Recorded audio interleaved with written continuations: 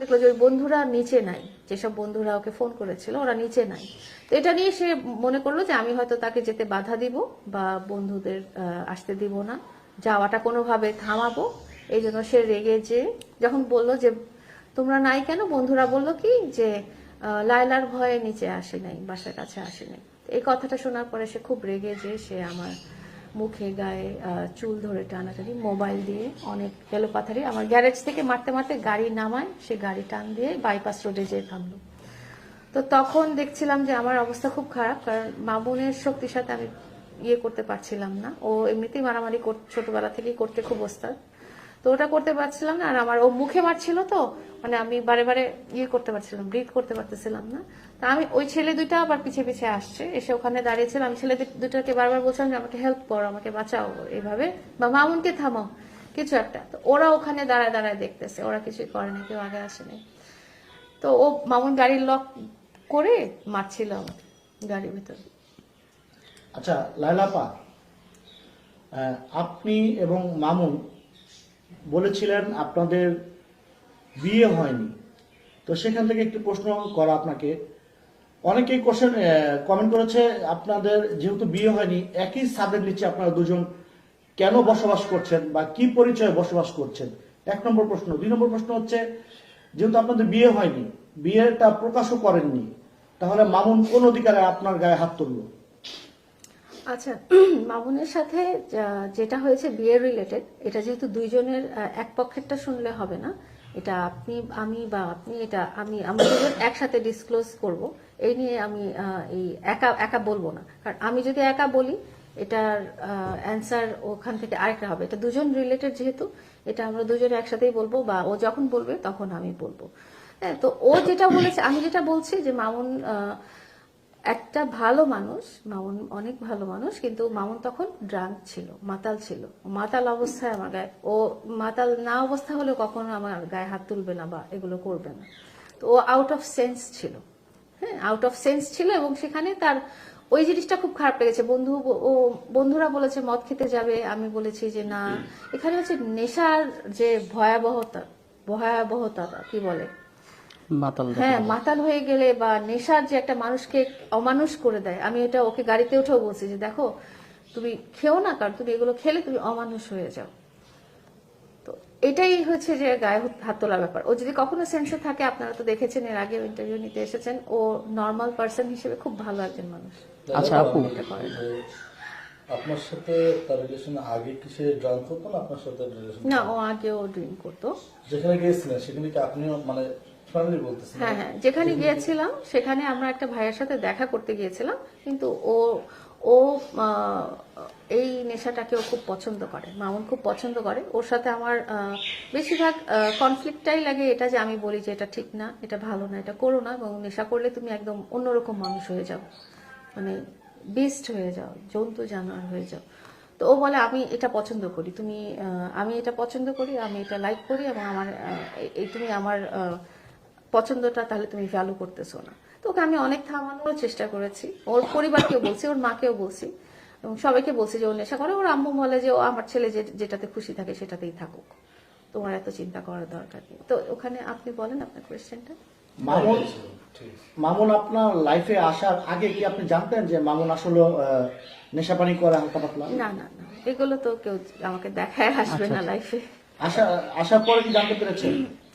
আসার পরে যখন আমাদের রিলেশন বিল্ড হয়, আপনারা তো জেনেছেন যে ওর সাথে আমার রিলেশন স্টার্ট হয়েছে, সেটার অনেক 3-4 মাস পরে আমার সাথে ওর সামনাসামনি দেখা হয়েছে, গত ইন্টারভিউতে আমরা যেটা বলেছিলাম। তো তারপরে যখন দেখেছি তখন তো দেখেছি যে এটা করে সে। সেখান থেকে আপনি কি তাকে ফেরত আনার চেষ্টা করেছিলেন? হ্যাঁ, অবশ্যই চেষ্টা করেছি। এখানে ফেরত আনাতে যেটা হয় যে এটা তো একটা নেশা মানুষের, হ্যাঁ সিগারেট খাওয়ার মতো মদ খাওয়া একটা নেশা। তো সে এটা খুব পছন্দ করে। তার চেয়ে বড় জিনিস হচ্ছে যে তার যে বন্ধু বান্ধবরা আছে এবং তার ফ্যামিলি, মা, হ্যাঁ তারা অনেক সাপোর্ট করে জিনিসটা। একটু প্রশ্ন রাখতে চাই, সেটা হচ্ছে আপনি এটা পছন্দ করেন যখন বলে যে এটা তুমি আমার পছন্দকে ভ্যালু দিচ্ছ না, তার মানে এই না যে তো খারাপ জিনিস।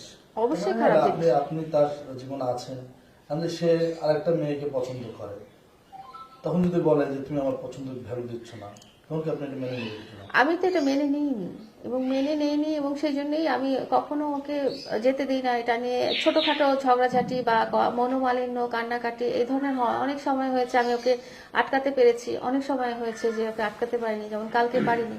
কালকে ও আমাকে বলেছে তুমি আমার লাইফে আগে আসছো না, আমার বন্ধুরা আমার লাইফে আগে আসছে না, আমার বন্ধুরা আমি পরে, তুমি আমার জন্য ইম্পর্টেন্ট না। কিন্তু এই বন্ধুরা যারা, মামুনের কাছে আজকে একটা ফোঁটা পয়সা না থাকলে এই বন্ধুরা থাকবে না। এই বন্ধুরা মদ খাওয়ার জন্য, গাঁজা খাওয়ার জন্য, টাকা কোথায় পায়? এসব। এই যে যেটা বললাম, ও তো মদের ওখানে যেত নিজের পয়সায় মদ খায় না, কারণ মদ খাওয়ার জন্য টাকা তো আমি দিব না ওকে।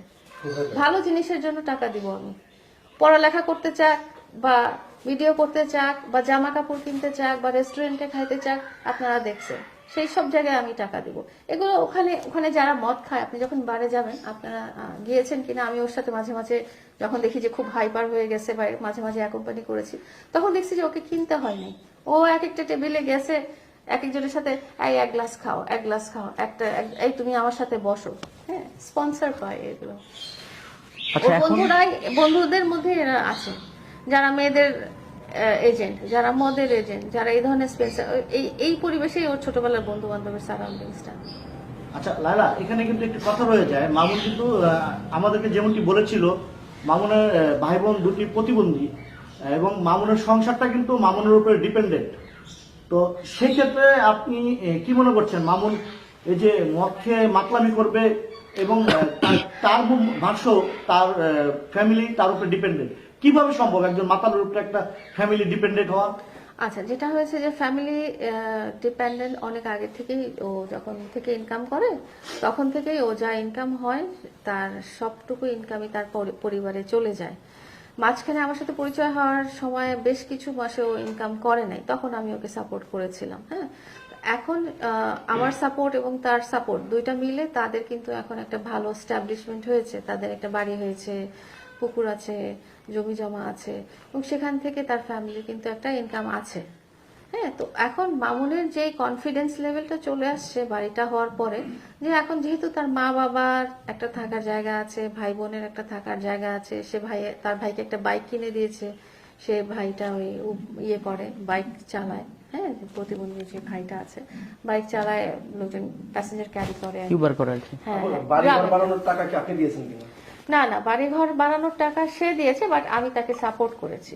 এই যে মামুন এখন বিভিন্ন জায়গায় যে মদ খায়, বিভিন্ন ধরনের খারাপ মানুষের সাথে চলাফেরা করে, ভবিষ্যতে কি তার সাথে আপনি রিলেশন না, আমি আসলে কি, এটা ফার্স্ট টাইম ইনসিডেন্ট না। প্রত্যেকবারই আমি যখন লাইভে এসেছি বা প্রত্যেকবারই যখন যেটা বলেছি যে এইটা কিন্তু ফার্স্ট টাইম। গতবারই আমি যখন লাইভে এসেছি তখনও মামুন কিন্তু আমাকে মোবাইল দিয়ে মেরেছে। আপনারা দেখবেন যে ছবিতে আমি গালে হাত দিয়ে, ভিডিওগুলোতে আমি গালে হাত দিয়ে কথা বলছি।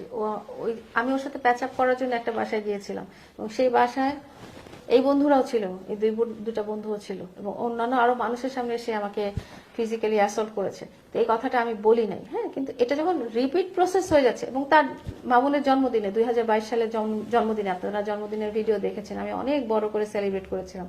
ও সমস্ত অনুষ্ঠানে আমি অনেক বড় করে সেলিব্রেট করি। ওই জন্মদিনে যেখানে আমি অনেক বড় করে সেলিব্রেট করেছি, সেখানেও সে মদ খাইতে যাওয়ার জন্য সে আমাকে মেরে, আমি ছবি পাঠাবো আপনাদেরকে। আমরা দেখতে পাচ্ছি আপনার চোখ কিন্তু ফুলে গেছে।